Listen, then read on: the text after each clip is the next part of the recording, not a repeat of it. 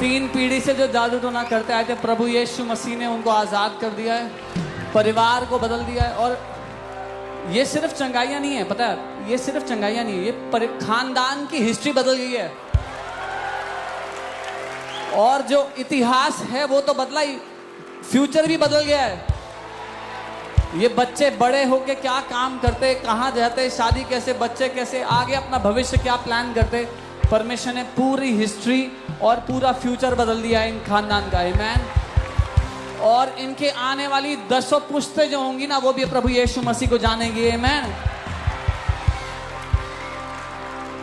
सच में हमारा परमेश्वर कितना महान है, और वो परमेश्वर आज यहाँ पर चल फिर रहा है आपके इतिहास और आपके फ्यूचर को बदलने के लिए। आमीन, आमीन। वही परमेश्वर यहाँ पर है जो आज हमारे परिवारों को बदलना चाहता है, और कई परिवार आज यहाँ से बदल कर जाने वाले हैं यीशु के नाम में।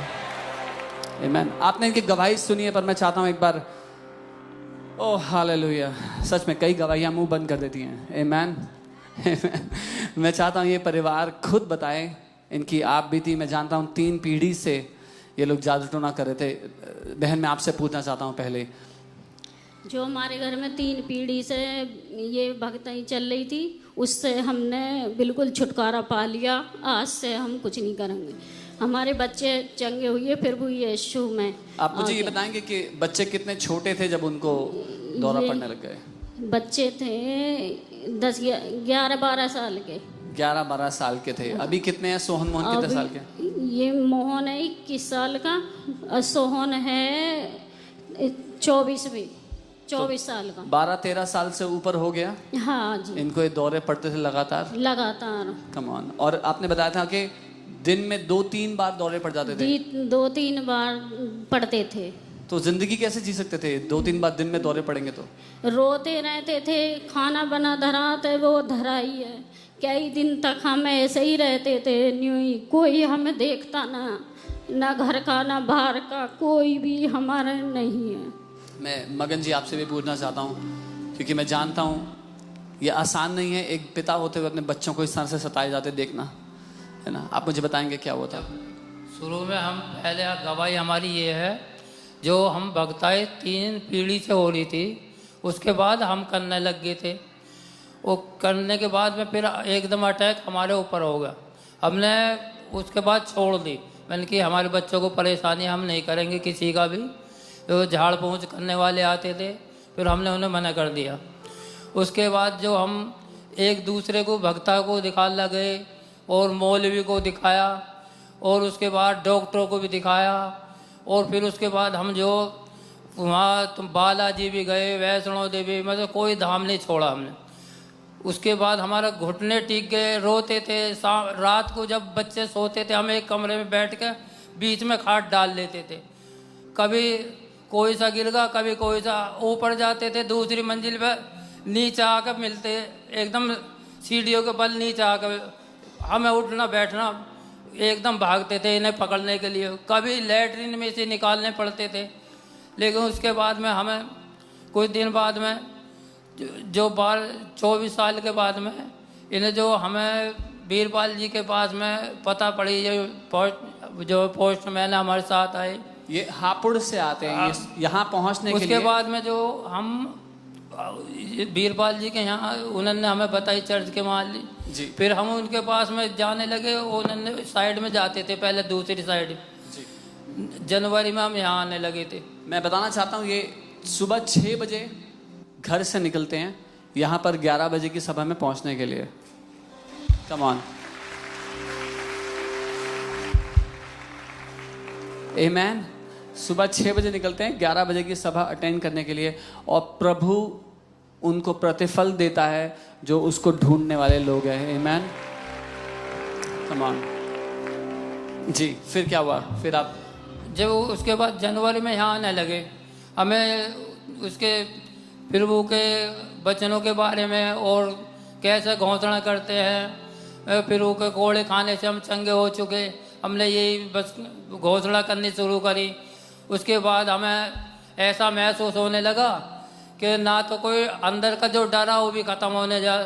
फिर जो कहीं भी ये बच्चे अलग सोते हैं, अलग बैठे हैं, एक जगह खाना खाते हैं, और फिर मतलब प्रेम इतना बढ़ गया है कि एक जगह बैठ के खाना पीना सब कुछ करते हैं। पहले घर का माहौल कैसा रहता पहले बिल्कुल मन नहीं लगता था, भैया जी करने रोते रहते हर वक्त, ना घर में को बढ़ने को मन करता था, भैया जी करता था, बस अब कोई नहीं है हमारा, घर के बाहर के सब ने साथ छोड़ दिया। भाई एक वीरपाल जी है जो पोस्टमैन, उन्होंने हमारा साथ दिया जब यहाँ तक ले गए। बहन आप मुझे बताएंगे, आप कह रहे थे आपको बुरे विचार आते थे बच्चों को लेकर। हाँ, बच्चों के लिए मुझे आते थे कि मैं मर जाऊं, इन्हें ले चलूं, पहले इन्हें मार दूं, फिर मैं मर जाऊं। दोनों मियां बीवी हमारा जीवन अब कुछ जीवन नहीं, कोई उम्मीद नहीं थी, कोई उम्मीद नहीं थी। मैं बेटा आपसे भी पूछना चाहता हूँ, दोनों भाइयों को बचपन से ऐसा देखा था? यस, जब ऐसे परेशानी होती थी मुझे बहुत डर लगता था और मैं बहुत ज़्यादा कांपती थी और बस मैं बहुत चिल्लाती थी इन्हें देखकर, बहुत ज़्यादा। आप लोगों ने कभी सोचा था कि कुछ सुन के कोई भी घर का बाहर का ना, हम घर रहे ना, ड्यूटी जामे दोनों मियां बीवी, तीनों बच्चे घर पे रह गए। अब घर का माहौल कैसा होता है? अब बहुत अच्छा, अब तो और भी हमसे हंस के बोलते हैं और सब आते हैं। पूरी रीति से प्रभु के दास ने जो और डर नहीं, वो बहने अब कहीं भी जा सकते हैं, कहीं भी जा सकते हैं, कहीं भी आ सकते हैं। अब रात की प्रार्थना में आए, अब वो कीगले भी जा सकते हैं, हमें कोई डर नहीं। अच्छा एक बात बताओ, क्योंकि मैं इमेजिन नहीं कर सकता हूँ, मेरा भी एक बेटा है और मैं इमेजिन नहीं कर सकता हूँ कि मैं हमेशा चिंता कर रहा हूँ कि अब वो कहाँ होगा, अब वो किस हाल में होगा।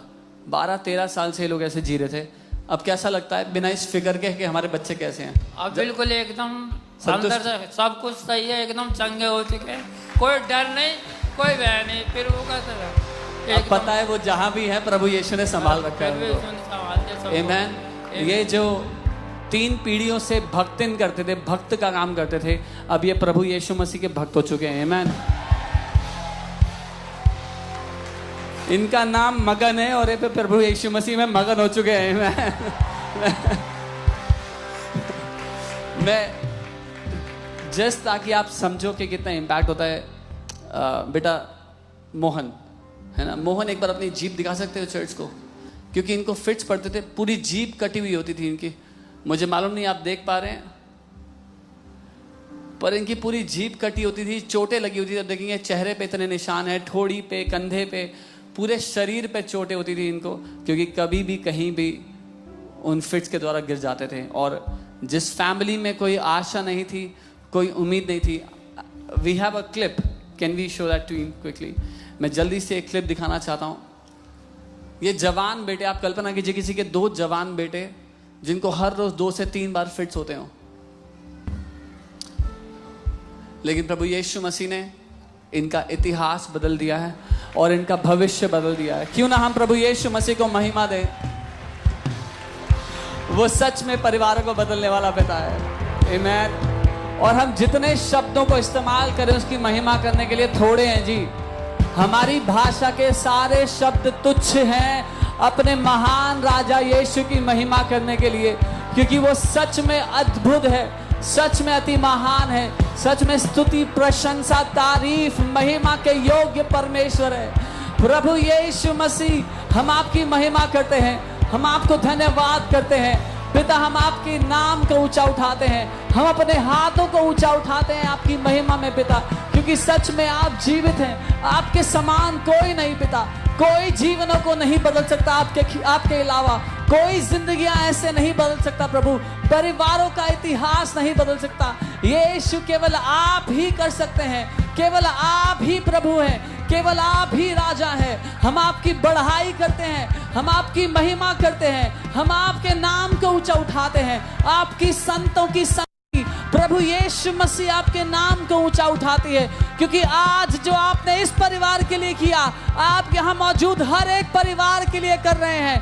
पीढ़ियों को बदल रहे हैं, भविष्य को बदल रहे हैं, इतिहास को बदल रहे हैं।